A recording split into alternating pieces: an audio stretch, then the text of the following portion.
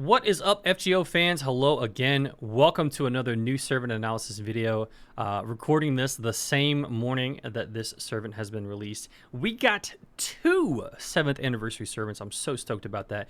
Especially this one. Now, Archetype Earth, Arquade, she's kind of a powerhouse, right? There's really no two ways about it. Shufu, though, this is a little bit of an endearing, more of like a fan favorite type of thing for me personally. Been looking forward to Shufu for a long time now. Definitely been waiting to see her get in the game. But I'm getting ahead of myself. Let's get settled in. Let's get comfy, get our intro going, and find out what Shufu brings to the table.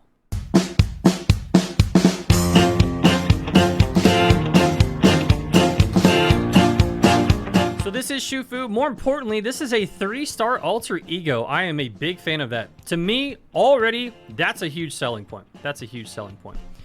She does have 5 hits on her quick cards. She has 2 quick cards, 2 arts cards. Her star gen is abysmal, but with Quick's recent buff, I don't think that's going to matter as much anymore. Not to kind of go like super meta right here, but I really do think we're going to have to re-examine the way we look at star gen in this game, simply because of the buffs that Quick has gotten.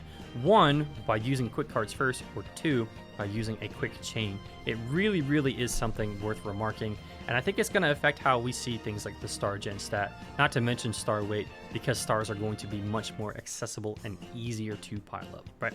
But again, we're getting ahead of ourselves on the meta aspect right there. This is Shufu. We should focus on that. Here on this first skill, it's pretty interesting. She's going to look like she has a caster kit for most of this, right? So she can restore HP for the party, 1,000 to 2,000. That's a 5-turn cooldown only. Removes the latest debuff from the party. That's a good selling point. And NP gain up for 3 turns for the party, 20 to 30%. Not bad. Pretty solid skill. I'm going to skip to the 3rd skill. I'm going to skip over the 2nd skill. You'll see why. On this 3rd skill here, she does have a targetable battery, 20 to 30%. The recipient of that battery also gets 100% buff removal resist. Big plus, big plus. We like that. And then she kind of leans into her lore, her niche, her almost memes here. She gives 20 to 30% NP damage up for a Consort U ally. And if it's a Consort U ally receiving this, they will also get a flat 20% battery as well. So if this is level 10 and you're using it on Consort U, it's a 50% battery, 100% buff removal resist, and NP damage up 20 to 30%. That's really good if you're a Consort U servant, of which there are 2 in the game. One has a Buster NP and one has a Quick NP. So why the hell... So why is this buff arts? This is my only sticking point with her kit. It's arts up for the party, 10 to 20%. Now maybe I'm not seeing something. Again, this is the same morning that the servant's been released. Now that being said, crit damage up for the party, 20 to 30%. Special damage up versus undead, 20-30%, and critical rate down on enemies. Feeding into her NP over here, it's HP restoration for herself, 3,000 to 5,000. 5,000 at NP 5. That's not overcharged. That's NP level. That's really good. HP per turn does scale on overcharge, 1,000 to 2,000. That's for 3 turns, though. And stars per turn, get this, 5 turns, 20 stars per turn. That is insane. Like, that's really, really good.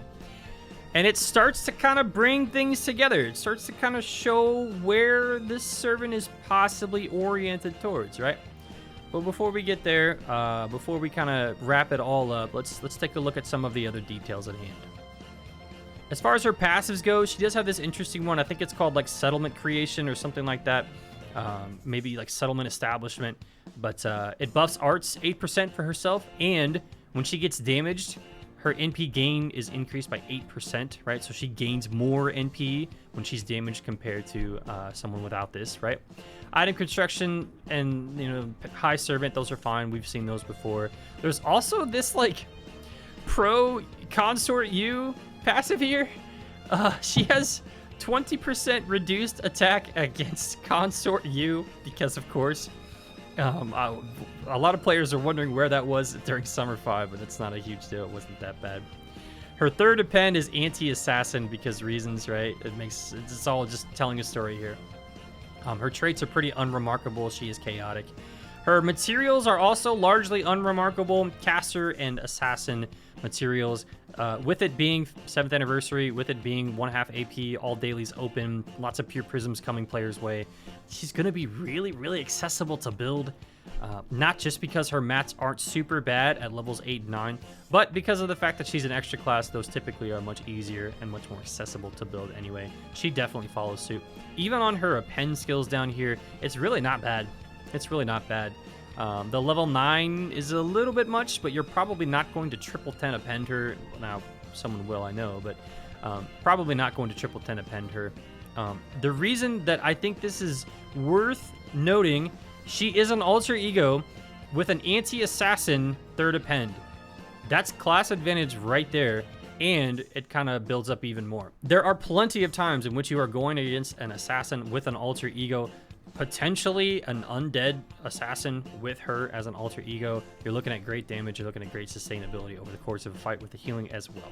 So next we get to perhaps my favorite part of her kit, and something that really just kind of like brings it all together. It puts a nice bow on it, and it tells me, hey, when I do instant analysis on this servant like we do, when I take a look at this kit, I see this servant, I see what she brings to the table. To me, this puts a pretty big exclamation point on it all, which is soloing. Shufu's Bond CE here is a Guts one time, 20%, that's very good. And when it triggers, it gives her 30 stars. 30-star bomb when her Guts triggers. I love this. I think this is legitimately a good and useful CE that you can do some fun things with. This is a Bond CE, especially when my main NA account gets to this point in the game. I'm definitely going to look to get this Bond CE as quickly as I can. Overall, between that Bond CE, the Guts, the 20%, the 30-star bomb, the first skill being an HP restoration, the second skill, arts up, crit damage, the third skill, NP battery, buff removal resist, sure, but more importantly, on the NP, a massive heal, stars per turn. It's pretty clear to me that this is going to be a fun servant for a lot of people, especially if you provide the right Mystic Code with the right levels on it. Perhaps the default Mystic Code, bring the evade from time to time, maybe Atlas for the invincible, etc., etc. You could do some fun things from a crit damage perspective. Lots of stars that she can bring to the table. That's why we don't care about her low star gen. Plus the buff that Quick got. I mean, you can do a lot of damage with her. Especially against assassins, especially against undead enemies. That being said, not too niche. Really cool. 3-star alter ego. We love to see that. That's a really big win. Another anniversary servant that's a big name in the game that we were looking forward to seeing in the game. Not quite the big splash that Archetype Earth made, but I still think that she's going to have some fun usage going forward. I definitely see a role for her in the game as a 3-star alter ego, and I look forward to having some fun myself. Probably going to grail her myself as well. So hopefully she appears on my rolls tomorrow night as I go for Archetype Earth. But if not, I'm sure she'll come along sometime. I'm going to go ahead and say it. Thank you so much for watching. Please do hit that like and subscribe button, though. This is a new and young YouTube channel. It is growing, and I have so much fun doing these servant analysis videos in addition to all our other content. Once again, thank you so much. Love to see you around on our next videos. Take care of yourself. Good luck on your rolls. And happy 7th anniversary to you.